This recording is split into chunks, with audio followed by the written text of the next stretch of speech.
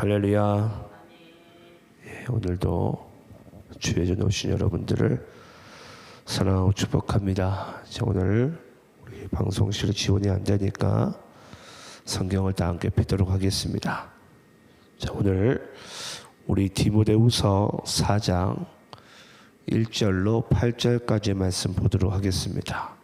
디모데후서 4장 1절로 8절까지의 말씀. 너는 말씀을 전파하라. 너는 말씀을 전파하라. 오늘 이 주제를 가지고 함께 말씀의 은혜를 받도록 하겠습니다. 자, 먼저 오늘 본문 말씀 디모데후서 4장 1절로 8절까지 말씀을 우리 함께 합독하시면서 읽도록 하겠습니다. 함께 읽겠습니다. 하나님 앞과 살아있는 자와 죽은 자를 심판하실 그리스도 예수 앞에서 그가 나타나실 것과 그의 나라를 두고 엄히 명하노니 너는 말씀을 전파하라. 때를 얻든지 못 얻든지 항상 힘쓰라. 범사에 오래 참음과 가르침으로 경책하며 경계하며 권하라. 때가 이르리니 사람이 바른 교훈을 받지 아니하며 귀가 가려워서 자기의 사욕을 따를 스승을 많이 두고 또 그 귀를 진리에서 돌이켜 허탄한 이야기를 따르리라. 그러나 너는 모든 일에 신중하여 고난을 받으며 전도자의 일을 하며 내 직무를 다하라. 전제와 같이 내가 벌써 부어지고 나의 떠날 시각이 가까웠도다. 나는 선한 싸움을 싸우고 나의 달려갈 길을 마치고 믿음을 지켰으니 이제 후로는 나를 위하여 의의 면류관이 예비되었으므로 주 곧 의로우신 재판장이 그날에 내게 주실 것이며 내게만 아니라 주의 나타나심을 사모하는 모든 자에게 도니라. 아멘. 자, 오늘은 우리가 디모데후서 4장 1절로 8절까지 말씀을 통해 너는 말씀을 전파하라 라는 말씀의 주제로서 함께 은혜 받는 시간 되기를 소망합니다. 자, 이제 디모데후서 마지막 장 말씀인데요. 오늘과 이제 내일 말씀을 전하면 이제 디모데후서를 마치게 됩니다. 자, 오늘 우리 1절 말씀 보게 되면요. 하나님 앞과 살아있는 자와 죽은 자를 심판하실 그리스도 예수 앞에서 그가 나타나실 것과 그의 나라를 두고 엄히 명하노니, 지금 바울이 이 그리스도를 소개할 때 이렇게 소개하고 있습니다. 어떻게 소개하고 있냐면 살아있는 자와 죽은 자를 심판하실 그리스도다. 예. 한마디로 바울이 정말 이제 마지막 서신서 중에서도 마지막 장 말씀인데 그 마지막 유언 가운데 바울이 오늘날 교회들에게 디모데에게 이야기하고 싶은 것이 뭐냐면 우리가 믿는 그리스도는 살아있는 자와 죽은 자를 심판하실 그리스도라는 거예요. 한마디로 너는 그리스도가 이 땅 가운데 심판의 주로 재림한다는 그 사실을 반드시 믿는 믿음 가운데 이 디모데에게 목회를 할 것을, 또 그리스도를 믿을 것을 지금 디모데에게 엄중히 명령을 하고 있습니다. 여러분, 우리가 예수를 믿는 것만 같아도 정말 우리의 신앙 가운데 이 종말론적인 신앙의 자세가 왜 중요하냐면요. 우리는 자칫 신앙생활 잘못하게 되면 이 종말론적인 신앙관을 가지고 있지 않게 되면은 예수님이 언제 올런지, 또 예수 믿는 우리조차도 이 땅의 육신에서의 삶이 전부인 것처럼 또는 영원한 것처럼 우리의 마음의 중심을 빼앗기기가 너무나도 쉽습니다. 그래서 바울이 디모데에게 이야기하고 싶은 것이 그거예요. 물론 지금 바울은 이제 곧 육신의 삶을 마감하는, 어쩌면 순교를 바로 코앞에 앞두고 있는 그런 상황 가운데 이 이야기를 할 수밖에 없었을 것 같습니다. 한마디로 그리스도는 살아있는 자와 이 죽은 자, 네. 한마디로 반드시 이것을 심판하실 그리스도다. 이제 바울에게 있어서는 삶을 마감하는 이상 이제 바로 이제 재림의 주가 한마디로 심판하실 그때가 이제 바로 코앞까지 왔거든요. 여러분 이제 죽은 자 그리고 이미 무덤에 들어간 자는 한마디로 우리가 보기에는 우리보다 1000년 뭐 몇백 년 더 앞서 죽은 것 같지만 그 자들이 재림할 그때와 또 우리의 입장에서 재림할 그때는 여러분 한마디로 거의 똑같습니다.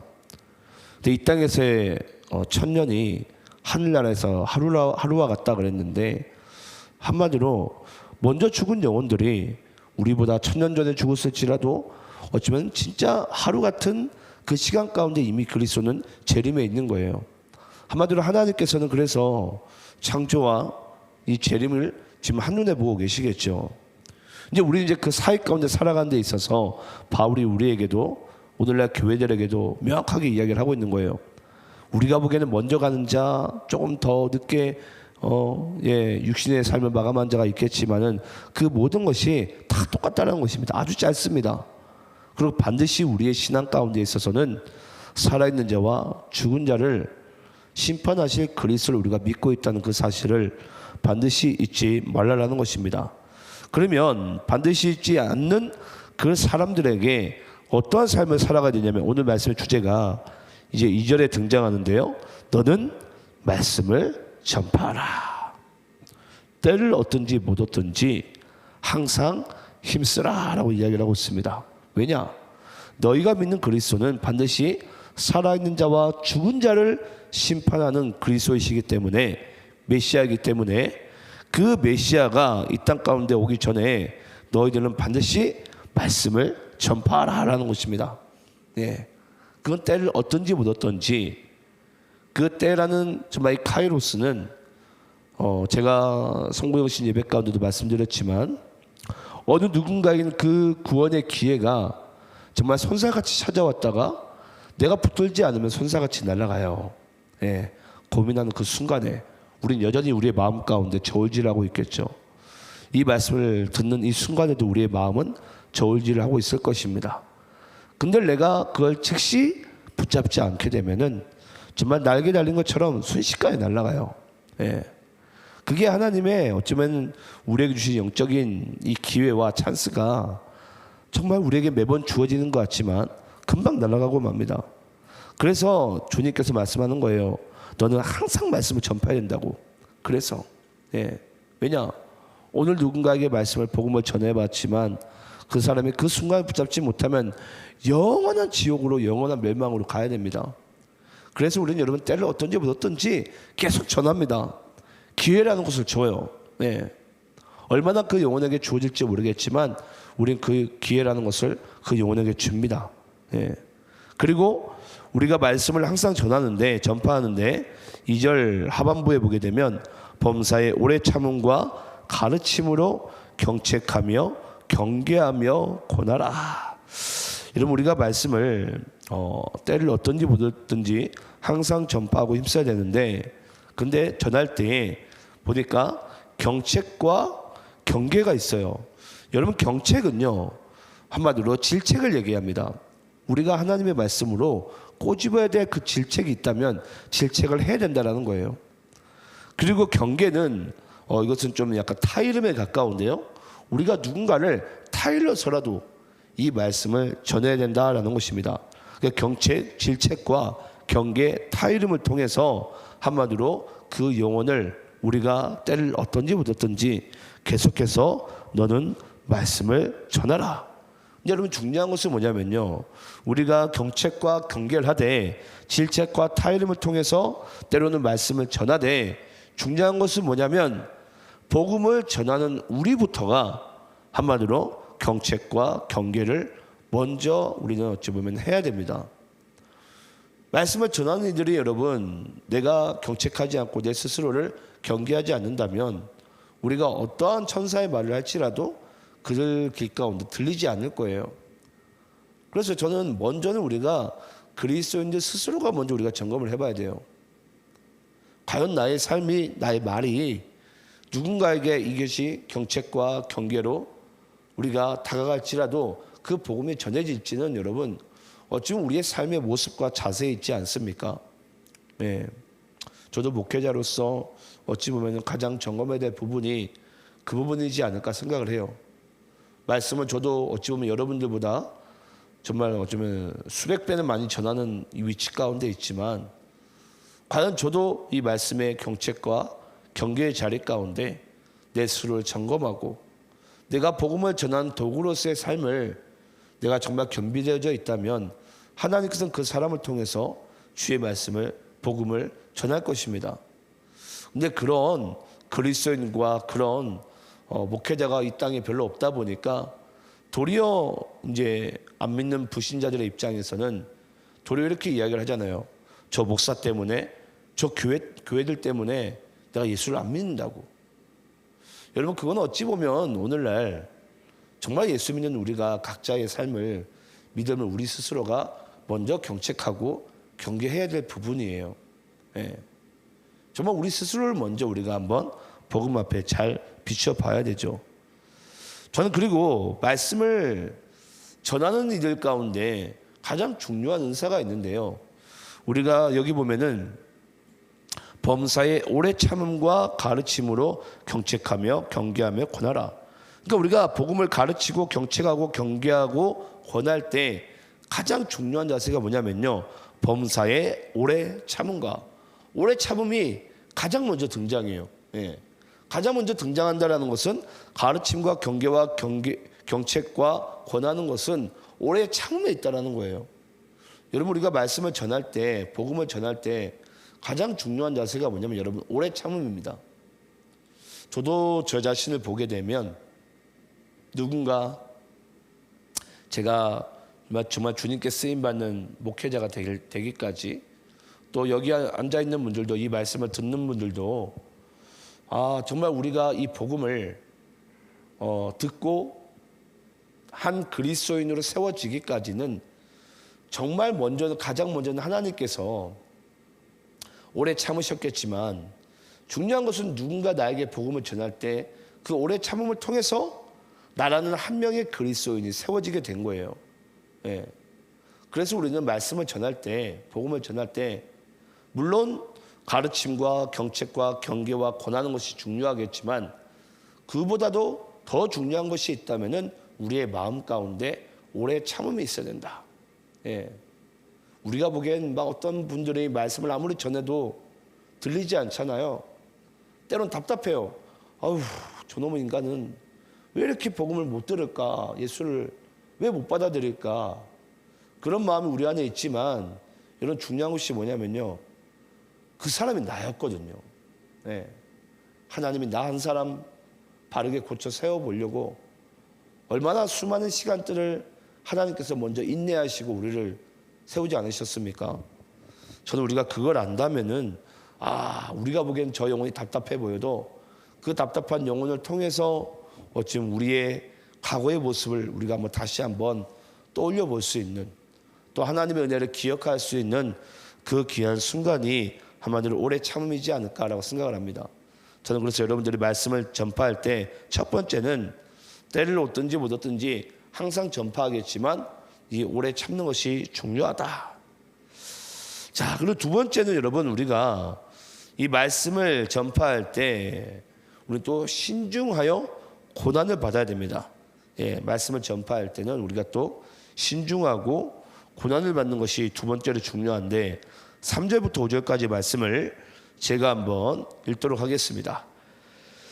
때가 이르리니 사람이 바른 교훈을 받지 아니하며 귀가 가려워서 자기의 사욕을 따를 스승을 많이 두고 또 그 귀를 진리에서 돌이켜 허탄한 이야기를 따르리라. 그러나 너는 모든 일에 신중하여 고난을 받으며 전도자의 일을 하며 내 직무를 다하라. 여러분, 3절에 보니까 때가 이르리니, 때가 이르리니, 여러분 이때도 아시겠지만 카이로스, 예. 이 때가 언제냐면 여러분, 사람이 기가 가려워서 진리를 떠나 허탄한 이야기를 따르는 그 때가 이르게 된다는 거예요. 예. 여러분, 그렇습니다.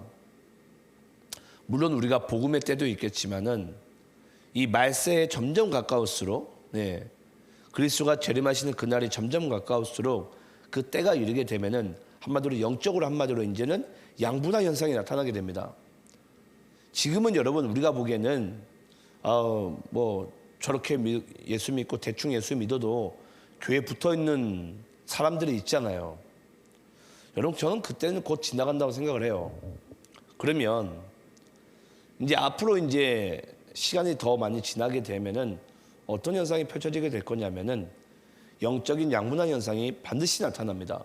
이건 모든 목회자들이 부인하는 목회자들이 없어요. 때가 더 악해지게 되면은 영적으로는 양분화 현상이 나타나게 된다. 그 양분화 현상이 뭐냐면 예수를 잘 믿는 사람은 더 잘 믿게 되고요.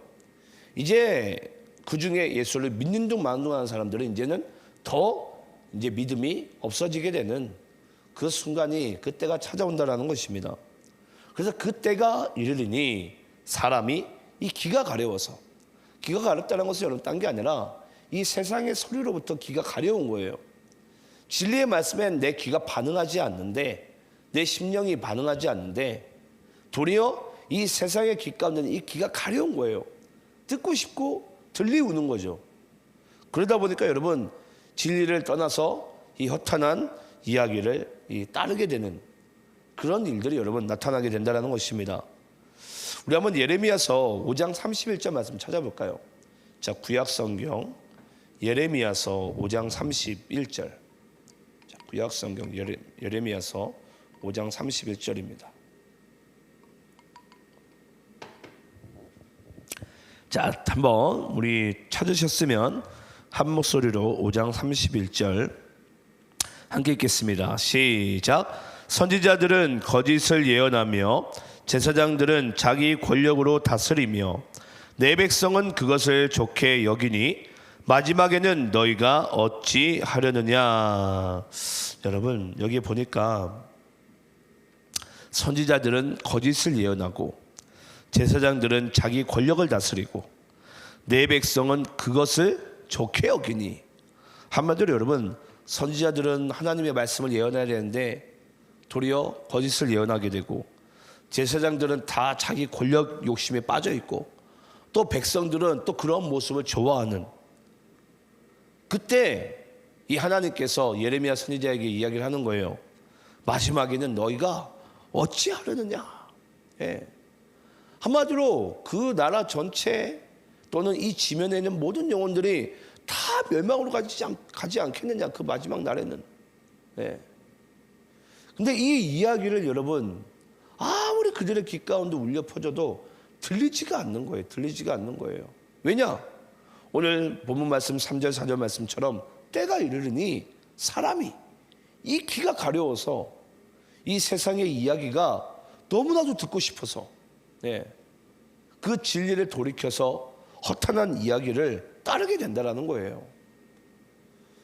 근데 여러분 뭐 그런 날이 언제 오겠어라고 생각할지 모르겠지만 이미 오늘날 젊은 세대는 여러분 이렇게 되고 있습니다.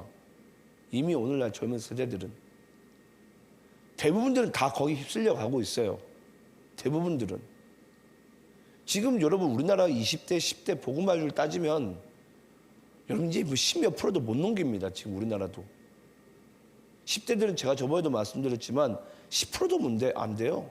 7%? 예. 100명 중에 7명이에요. 나머지 90몇 프로는 지금 10대들은 다 이미 이쪽으로 휩쓸려 가져 있고 20대들도 제가 볼 때는 10몇 프로 되지 않습니다. 다 휩쓸려 갔지만은 관심도 없고, 저는 그렇게 생각해요. 그것만으로 다행이에요. 이 교회에 앉아 있는 분들조차도 모르겠어요. 정말 우리가 여기 이 때가 이르게 되면은 그런 현상이 나타날 영혼들이 얼마나 많을지 제가 종종 여기 서서 말씀드리지만 교회만 다닌다고 절대 구원받는 게 아닌데 또 언제 휩쓸려 이제 나갈지는 우리도 이제 모릅니다. 그래서 이 5절에 바울이 디모데에게 이렇게 부탁을 합니다. 뭐라고 부탁하냐면 그러나 너는 모든 일에 신중하여 고난을 받으며 전도자의 일을 하며 내 직무를 다하라. 끝까지 말씀을 너 먼저 경책하고 너 먼저 경계해서 네가 말씀에 바로 깨우고 바로 세워져서 네가 이 전도자의 일을 직무를 다하라는 거예요. 어떤 마음으로? 신중하고 고난을 받으면서. 이제 앞으로 여러분 말씀을 전하는 것은 우리에게 신중할 수밖에 없고 고난이 뒤따를 수밖에 없어요. 아니 어찌 보면 앞으로는 이 교회라는 곳에 공예배가 없어질지도 모릅니다. 제가 보기엔 한 30년 정도, 20년 정도 뒤에 가게 되면 저는 교회도 이제 저는 거의 지구상에 없어질 거라고 생각을 해요. 뭐 제 예측은 그렇습니다. 예. 지금 벌써 뭐 그렇게 돼가고 있고, 예. 저는 어찌됐건 중요한 것은요, 이제 이런 일들이 많이 나타난다는 것입니다. 그래서 바울이 디모데에게 이야기하고 싶은 게 그거예요. 너는 신중하고 고난을 받는 마음 가운데 말씀을 전하지 않으면은 이 말씀을 전할 수가 없는 그때가 이르게 된다는 것입니다. 근데 이미 지금 우리가 살고 있는 이 시대가 그런 때이기도 합니다. 그러니까 저는 여러분들이 여기서 보면 여러분 신중하라는 단어가 나오잖아요. 이 신중하라는 단어가 이 원어에는 술 취하지 말라라는 단어와 동의어입니다. 네. 한마디로 우리가 신중하라, 술 취하지 말라. 근데 제가 술은 제가 여러분께 말씀드렸어요. 이것은 세상과 똑같은 의미라고. 한마디로 너는 세상에 취하지 말라. 그러니까 세상의 소리로부터 귀가 가렵지 말라. 그 소리로부터 귀를 닫으라는 거예요. 그래서 너는 신중해서 한마디로 세상을 우리가 또 귀를 닫게 되면은 반드시 우리는 귀가 가려울 수밖에 없어요. 왜냐? 세상은 다 로마 황제에게 네가 굽신거리면은 네가 보장받고 잘 살게 될 거야. 지금도 여러분 그렇지 않습니까? 몰라 예수 믿어. 몰라 새벽에 교회 나가고 그냥 세상에 네가 성공하고 세상 일에 열심을 더 내고 그렇게 살아가 그냥.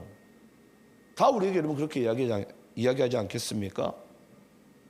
근데 중요한 것은 우리에게 신중하라. 세상에 취하지 말고 세상의 소리로부터 귀를 기울이지 마라. 그러면서 우리가 이 말씀을 전하는 일에 이 직무에 전력을 다하라. 집중하라. 라고 오늘 이 본문 말씀 우리에게 하고 있습니다. 저는 우리가 말씀을 전할 때 잊지 마시기 바랍니다. 그 때가 이르게 되면 많은 사람들의 세상 소리에 귀가 가려웠기 때문에 우리는 신중해서 이 술과 세상에 취하지 않고 끝까지 우리가 주의 말씀을 경청하며 경계하며 경책하며 우리가 이 말씀을 전하는 직무에 우리가 끝까지 이 고난을 감당해야 될 줄 믿습니다. 마지막 세 번째는요, 우리가 말씀을 전파할 때 마지막 때라고 항상 믿고 주의 나타나심을 사모해야 됩니다. 항상 마지막 때라고 믿고 주의 나타나심을 사모하는 마음으로 말씀을 전해야 돼요. 이제 그 말씀이 6절부터 8절까지 나오는데요. 제가 먼저 6절 읽어볼게요. 전제와 같이 내가 벌써 부어지고 나의 떠날 시각이 가까웠도다. 사도 바울은 이제 디모데후서 4장 말씀이 아시겠지만 이제 뭐 몇 마디 안 남았어요. 이제 성경으로 할 수 있는 이야기가 이게 마지막이에요. 4장이 바울의 입으로서 하나님께서 바울의 입술을 통해서 이 말씀을 전할 수 있는 때가 이제 4장이 마지막이니까 이제 몇 마디 안 남았어요. 일생에 할 수 있는 말이 이게 몇 마디 안 남았는데 그때 바울이 이야기하는 게 그거예요. 전제와 같이 내가 벌써 부어지고 나의 떠날 시각이 가까웠도다. 여러분 전제라는 것은 하나님께 드려지는 희생 제물을 얘기합니다. 바울은 스스로 이렇게 얘기합니다. 나는 복음을 위해서 무사람을 구원하는 것에 있어서 이방인들에게 복음을 전하고 구원함에 있어서 나의 육신은 나의 삶은 전제와 같았다. 한마디로 하나님께 드려지는 희생 제물과 같다. 그러면서 어찌 보면은 자기의 삶의 이제 마지막에 가까웠음을 지금 우리에게 이야기를 하고 있는 거죠. 그래서 우리는 복음을 말씀을 전할 때 항상 마지막 때라고 믿고 또 주의 나타나심을 또 사모하는 마음 가운데 전해야 되는 거예요. 그래서 바울이 여러분 마지막 이야기를 하고 있는 것 같지만 우울하지 않는 거예요. 왜냐? 확신이 있으니까. 나는 어차피 전제가 될 것은 이미 바울은 복음을 시작할 때부터 어쩌면 바울은 자기가 전제가 될 것을 이미 알았어요. 희생 제물이 될 것을. 뭐 이미 알고 시작한 거 뭐 바울에게 있어서는 뭐 순교가 뭐 새롭겠습니까? 그냥 그날이 언제인지 모르겠지만 그날이 이제 가까이 온 것뿐이죠. 네. 그러면서 이야기하고 있습니다. 전제와 같이 내가 벌써 부어지고 나의 떠날 시각이 가까웠도다. 예전에 제가 여러분께 말씀드린 적이 있어요. 나의 떠날 시각이 가깝다. 이것이 이 헬라어 원어로는 이 아날로세우스, 한마디로 이 로마 군인들이 전쟁에 나가게 되면 이 막사를 치게 되는데요. 이 막사 중에 그 막사 기둥 중심을 딱 잡아주는 끈이 있어요. 이 끈을 한마디로 딱 풀게 되면 이 막사가 한순간에 무너집니다. 예. 그러니까 이 바울에게 있어서는 이제 자기의 육신이 곧 이제 순교를 당하게 될 거니까 한마디로 지금 나의 떠날 시기에 가까웠도다. 아놀로세우스라고 이제 합니다.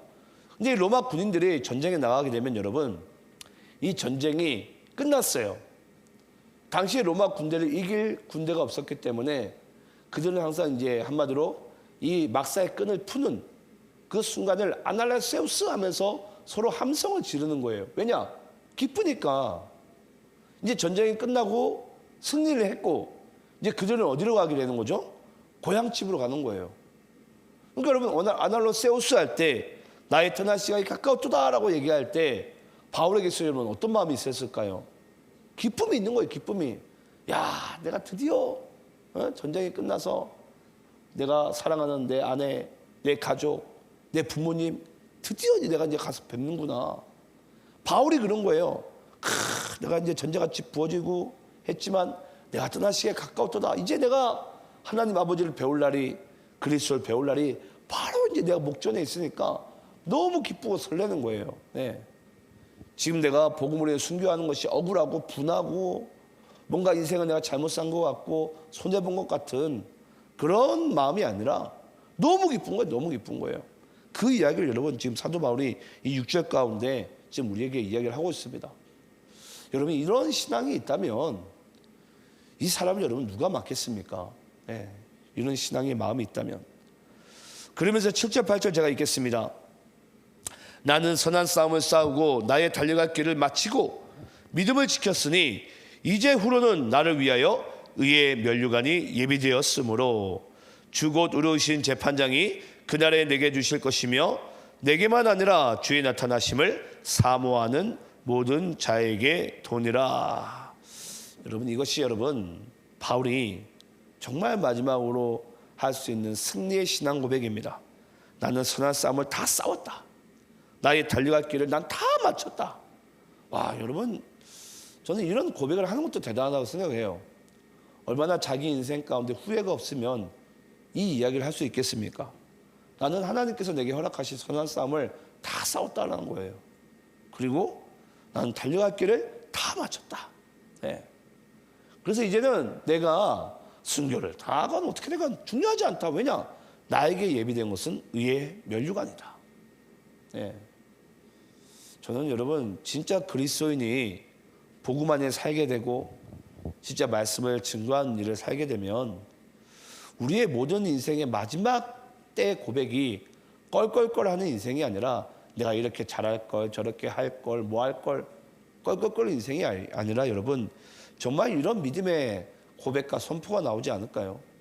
예, 내가 좀 더 잘할 걸, 예, 이게 아니라 내가 죽기 전에 내 남편, 내 자식, 내 주변 이웃들 좀 전도 좀 할 걸, 이게 아니라 나는 선한 싸움을 싸웠다.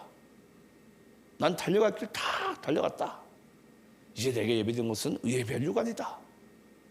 여러분, 이런 고백을 할 수 있는 것은 여러분 정말 저는 복이라고 생각을 해요. 복. 야, 정말 이 사람의 인생은 하나님께서 지켜주셨다. 근데 여러분, 그런 인생을 우리가 감당해야 되고 또 우리가 그런 인생을 살아가야 되지 않겠습니까?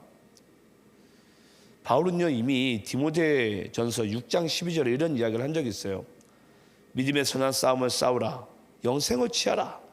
이를 위하여 내가 부르심을 받았고 많은 증인 앞에서 선한 증언을 하였도다.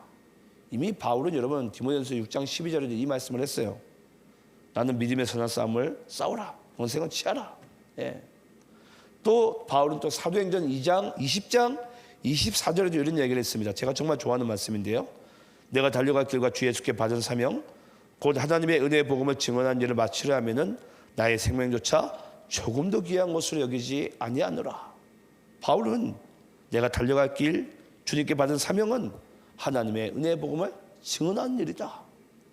그러니까 여러분 그는 나는 선한 싸움을 싸우고 나의 달려갈 길을 마쳤다. 예. 왜냐 그런 마음으로 항상 살아갔으니까. 또 야고보서 1장 12절에도 이런 말씀이 있습니다. 시험을 참는 자는 복이 있나니 이는 시련을 견뎌낸 자가 주께서 자기를 사랑하는 자들에게 약속하신 생명의 면류관을 얻을 것이기 때문이라. 이 복음을 위해서 시련을 끝까지 견디내는 자가 한마디로 생명의 면류관을 받는다. 이의 면류관을 받는다라는 것입니다. 이제 여러분 제가 말씀 마치겠습니다. 오늘 이제 바울이 디모데후서 4장 마지막 장에서 이야기하고 싶은 부분이 그거예요. 너는 끝까지 이 말씀을 전하라.